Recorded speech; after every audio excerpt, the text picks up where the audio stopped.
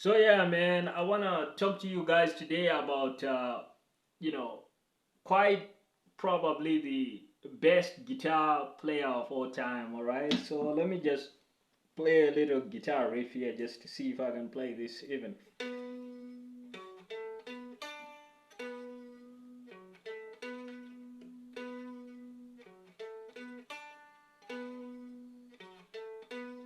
So that's a little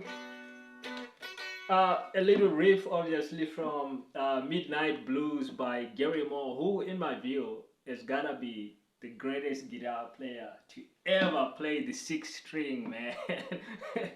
And I mean, I love Irish musicians in general. The music of Ireland, from the old folk songs that have been there for hundreds of years, that the Irish have been singing.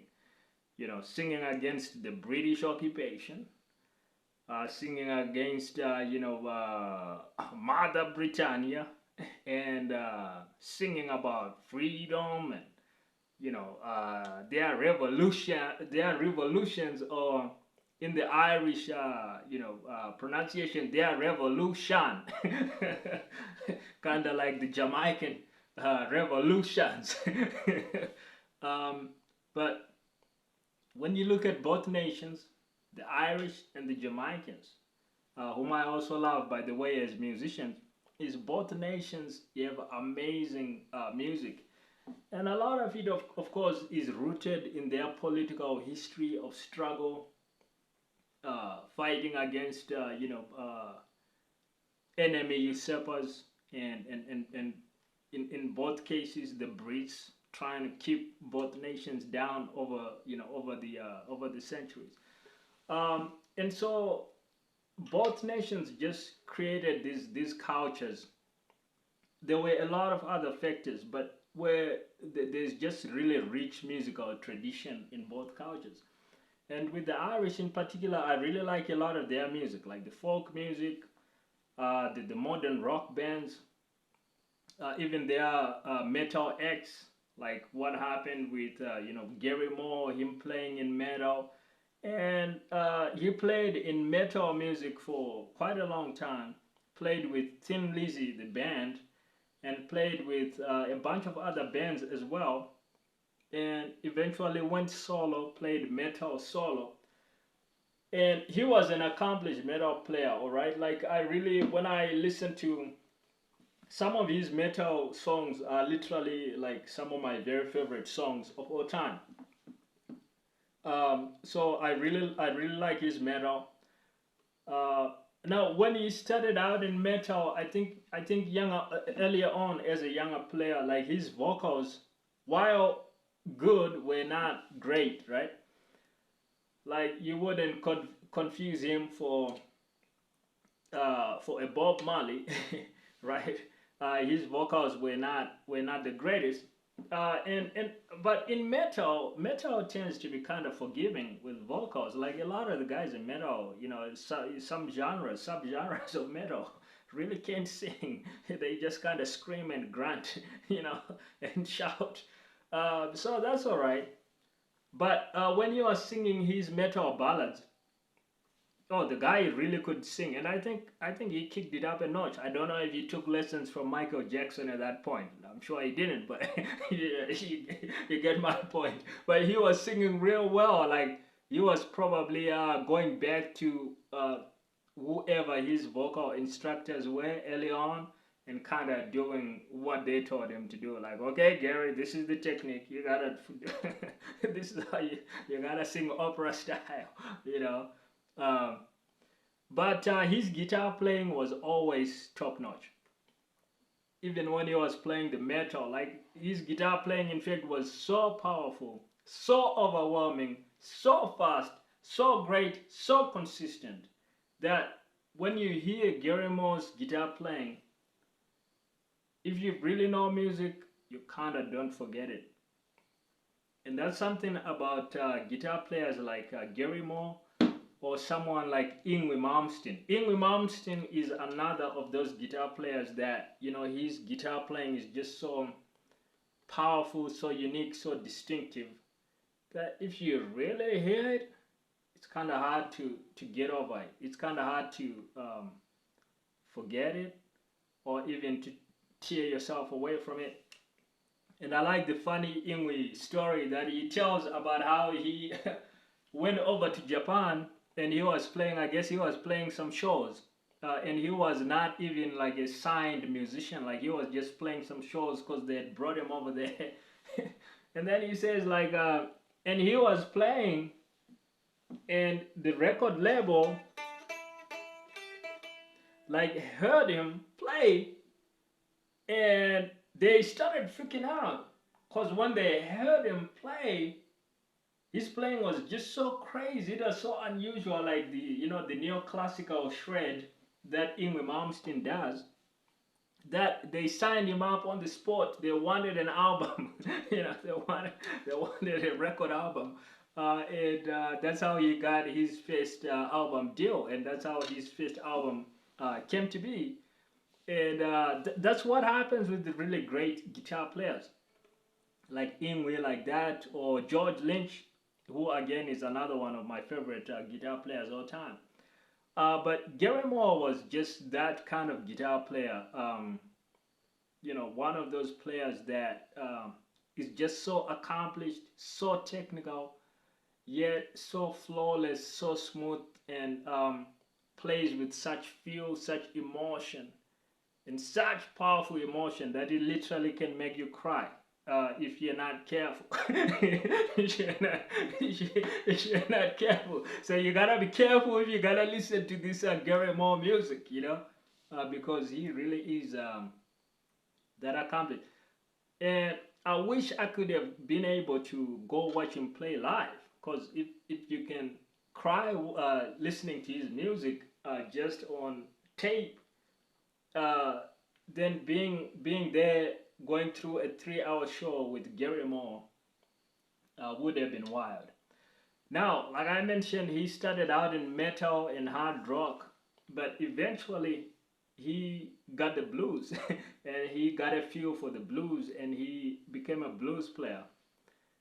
And he's probably one of the players that have really revolutionized the blues. You had the guys like the B.B. Kings, the Albert Kings, the legends of blues.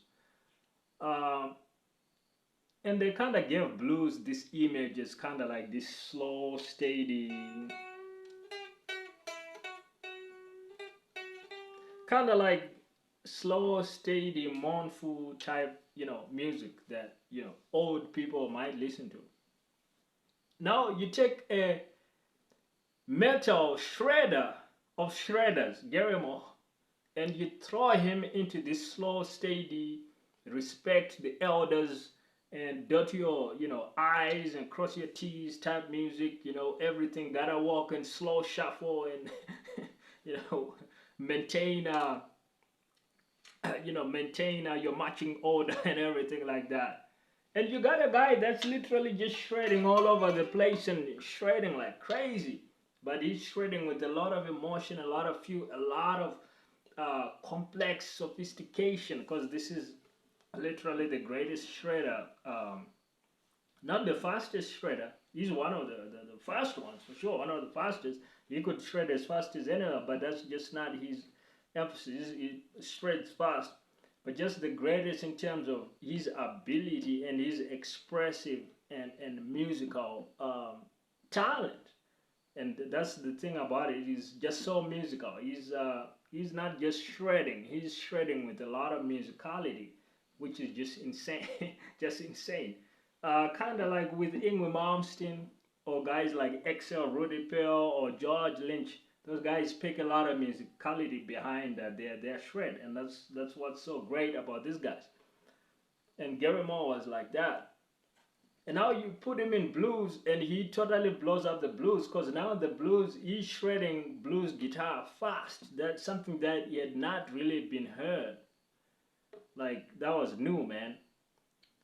And he plays the blues with such taste, such finesse. Like, you can listen to the blues over and over again all day and you're not gonna get bored. your ear is still gonna be paying rapt attention, like, whoa, dude, what did he just do there? You know, like the blues becomes like a great uh, adventure movie. And so that's something he did for the blues that the blues didn't have. Like the blues, in a sense, was kind of boring. For like respectable, legendary, yes, but boring, slow and boring. Because you kind of knew, like, oh, these guys ain't gonna do much.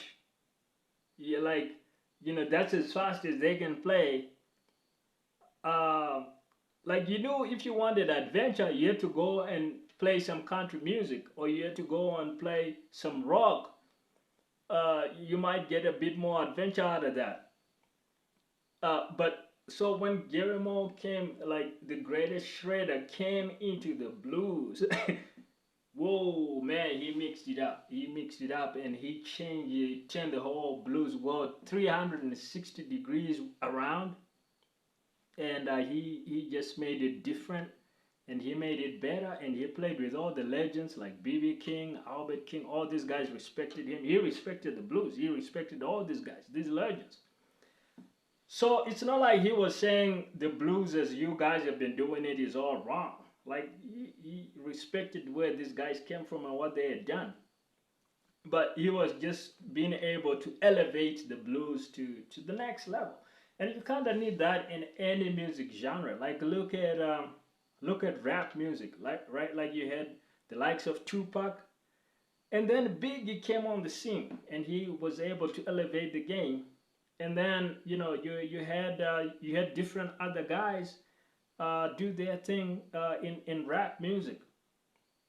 You had different kinds of acts that were able to contribute what they were able to add to the game. And then later on you had these days now you got guys like Rick Ross, Ace Hood, those kind of younger guys that have been able to do their thing in the game, and they've been able to take the game to the next level. So the blues kind of needed that as well. It had the old guard, the old guys, but you needed someone new with great technical ability, like Gary Moore. Like if you listen to his blues stuff, you will be blown away. And I think it really changed the blues, because after that, now you got other blues legends like Joe Bonamassa, and the style of blues that Joe Bonamassa has been able to play would not have been so popularized if guys like Gary Moore hadn't played that style where it's okay to shred. You can shred. You don't have to hide that you're a great guitar player. Joe Bonamassa, again, one of my favorite all-time guitar players. And in my view, one of the absolute top 10 all-time guitar players. But way, way more technical, way, way more guitar, kind of like raw guitar talent than the old legends like the B.B. Kings and the Albert Kings. Not to say those guys were bad guitar players, they were good, but they just, the thing in their day was not to be a virtuoso guitar player. The thing was more so the composition, the songwriting, keeping the emotional feel in the music, communication, the phrasing, the thing. But Joe Bonamassa can phrase, can shred, can do all these things. Still has the feel, the touch, the emotion.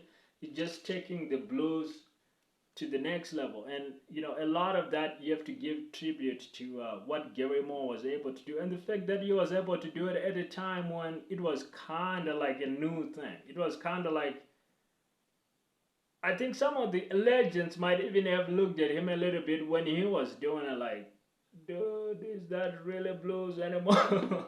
Like, I'm sure he might have felt or faced some pushback from, if not from the legends themselves, then from the people around the legends. Like, guys, what's that young guy doing with the blues, man? That's not the blues. You know what I'm saying? Like, but he was able to work with the legends and kind of have their okay to be able to kind of try and push the blues to that new level that it had never been pushed to before. And his metal work is just outstanding. His blues work is just outstanding. And all in all, man, you got what I